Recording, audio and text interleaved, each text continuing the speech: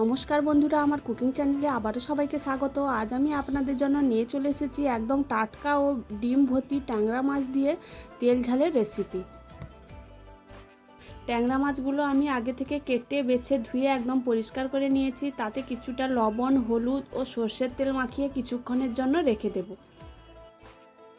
তারপরে গ্যাসের মধ্যে আমি একটা কড়াই বসিয়ে দেব। কড়াইটা গরম হয়ে গেলে ওর মধ্যে সর্ষের তেল দিয়ে তারপরে আগে থেকে যে লবণ, হলুদ ও সর্ষের তেল মাখানো ট্যাংরা মাছগুলো এক এক করে দিয়ে ভালো করে লাল লাল করে এপিট ওপিট ভেজে নেব। ভাজার সময় সাবধানে ভাজতে হবে, কারণ ট্যাংরা মাছ প্রচুর ফাটে, গায়ে তেল ছিটাতে পারে, সেই জন্য সাবধানে ভেজে নিতে হবে। মাছটা ভেজে তুলে নিয়েছি।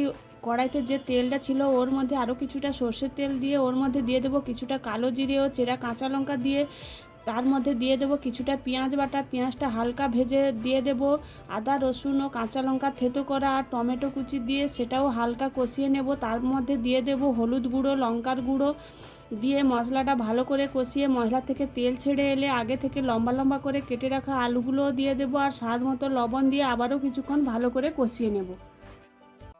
আলুটা মশলার সঙ্গে কিছুক্ষণ কষিয়ে নেওয়ার পর একটা ঢাকনা চাপিয়ে দেবো। এই সময় গ্যাসের ফ্লেমটা একদম লোতে রাখতে হবে যাতে মশলা আর আলুটা পুড়ে না যায়।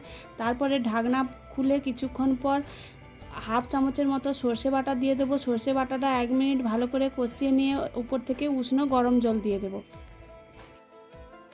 তারপরে ঝোলটা ফুটে এলে আগে থেকে ভেজে রাখা মাছগুলো দিয়ে দেবো। দিয়ে একটা ঢাকনা চাপিয়ে দেবো 5 থেকে 7 মিনিটের জন্য। ঢাকনা খুলে আলু প্রায় সেদ্ধ হয়ে এলে আরও কিছুক্ষণ ফুটিয়ে নেব। যখন ঝোলটা একদম টেনে আসবে এবং গা মাখা হয়ে আসবে, উপর থেকে একটু কাঁচা সর্ষের তেল ছড়িয়ে নামিয়ে নিলেই একদম রেডি হয়ে যাবে ডিমওয়ালা ট্যাংরা মাছের তেল ঝাল।